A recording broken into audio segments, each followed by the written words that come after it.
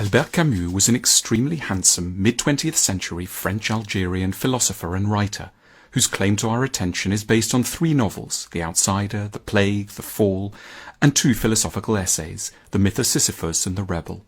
Camus won the Nobel Prize for Literature in 1957 and died at the age of 46, inadvertently killed by his publisher Michel Gallimard when his Facel Vegas sports car they were in crashed into a tree. In his pocket was a train ticket he had decided not to use at the last minute. Camus' fame began with and still largely rests upon his novel of 1942, The Outsider.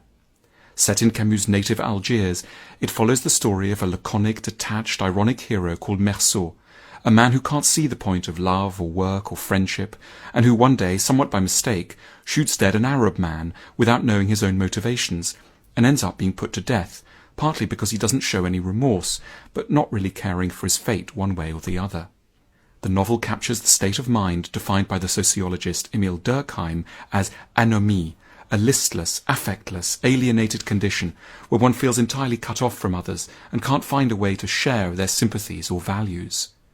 Reading The Outsider has long been a well-known adolescent rite of passage among French and many other teenagers, which isn't a way of doing it down, for a lot of the greatest themes are first tackled at 17 or so. The hero of The Outsider, Meursault, cannot accept any of the standard answers for why things are the way they are. He sees hypocrisy and sentimentality everywhere and can't overlook it. He's a man who can't accept the normal explanations given to explain things like the education system, the workplace, relationships, or the mechanisms of government. He stands outside normal bourgeois life, highly critical of its pinched morality and narrow concerns for money and family. As Camus put it in an afterword he wrote for the American edition of the book, Meursault doesn't play the game. He refuses to lie. He says what he is. He refuses to hide his feelings, and so society immediately feels threatened. Much of the unusual, mesmerizing quality of the book comes from the coolly distant voice in which Meursault speaks to us, his readers. The opening is one of the most legendary in 20th century literature and sets the tone. Aujourd'hui, maman est morte, ou peut-être hier, je ne sais pas.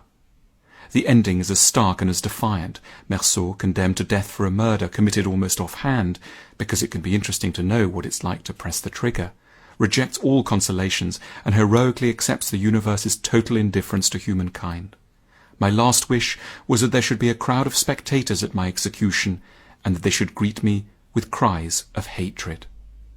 Even if we're not killers and will ourselves be really quite sad when our mother dies, the mood of The Outsider is one we're all liable to have some experience of, when we have enough freedom to realize we're in a cage, but not quite enough freedom to escape it, when no one seems to understand and everything appears a little hopeless, perhaps in the summer before we go to college.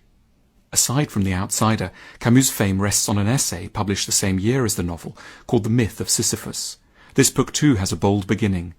There is but one truly serious philosophical problem, and that is suicide. Judging whether life is or is not worth living, that is the fundamental question of philosophy. The reason for this stark choice is, in Camus' eyes, because as soon as we start to think seriously, as philosophers do, we will see that life has no meaning, and therefore we will be compelled to wonder whether or not we should just be done with it all. To make sense of this rather extreme claim and thesis, we have to situate Camus in the history of thought. His dramatic announcement that we have to consider killing ourselves because life might be meaningless is premised on a previous notion that life could actually be rich in God-given meaning, a concept which will sound remote to many of us today.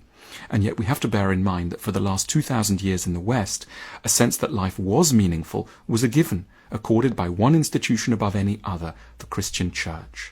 Camus stands in a long line of thinkers from Kierkegaard to Nietzsche to Heidegger and Sartre who wrestle with a chilling realization that there is in fact no preordained meaning in life. We're just biological matter spinning senselessly on a tiny rock in a corner of an indifferent universe. We were not put here by a benevolent deity and asked to work towards salvation in the shape of the 10 Commandments. There's no roadmap and no bigger point. And it's this realization that lies at the heart of so many of the crises reported by the thinkers we now know as the existentialists. A child of despairing modernity, Albert Camus accepts that all our lives are absurd in the grander scheme, but, unlike some philosophers, he ends up resisting utter hopelessness or nihilism.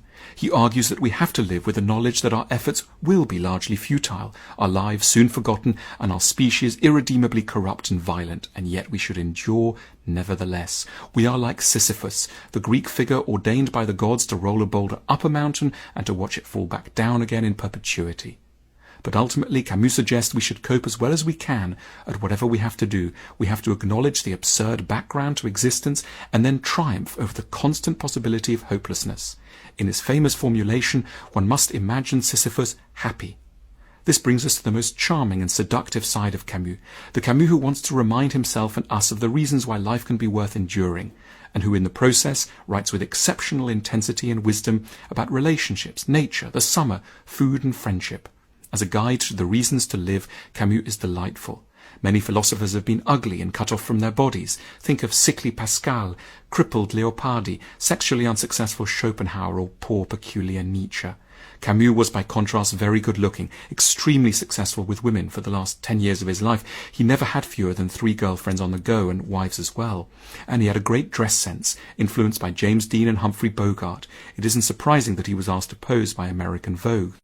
These weren't all just stylistic works. Once you properly realize that life is absurd, you're on the verge of despair perhaps, but also compelled to live life more intensely. Accordingly, Camus grew committed to and deeply serious about the pleasures of ordinary life.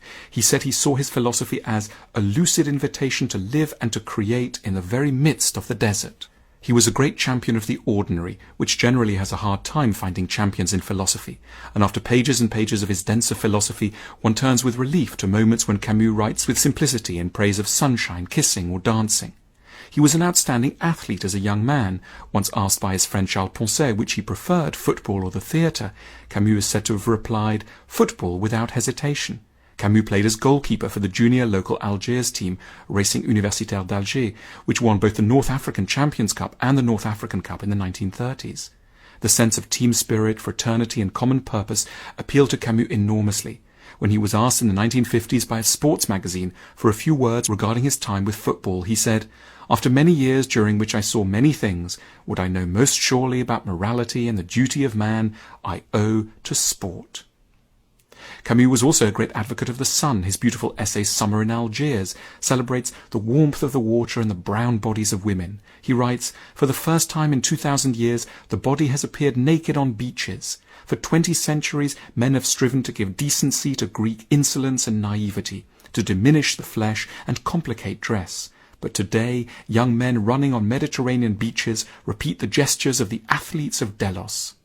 He spoke up for a new paganism based on the immediate pleasures of the body. This extract from Summer in Algiers. "I recall a magnificent tall girl who danced all afternoon. She was wearing a jasmine garland on her tight blue dress, wet with perspiration from the small of her back to her legs. She was laughing as she danced and throwing back her head. As she passed the tables, she left behind her a mingled scent of flowers and flesh." Camus railed against those who would dismiss such things as trivial and longed for something higher, better, purer. If there is a sin against this life, he wrote, it consists perhaps not so much in despairing of life as in hoping for another life and in eluding the quiet grandeur of this one. In a letter he remarked, "People attract me in so far as they're impassioned about life and avid for happiness. There are causes worth dying for, but none worth killing for." Camus achieved huge acclaim in his lifetime, but the Parisian intellectual community was deeply suspicious of him. He never was a Parisian sophisticate. He was a working-class pied noir, that is, someone born in Algeria but of European origin, whose father had died of war wounds when he was an infant and whose mother was a cleaning lady. It isn't a coincidence that Camus' favourite philosopher was Montaigne, another very down-to-earth Frenchman, and someone one can love as much for what he wrote as for what he was like. Someone one would have wanted as a wise and life-enhancing friend.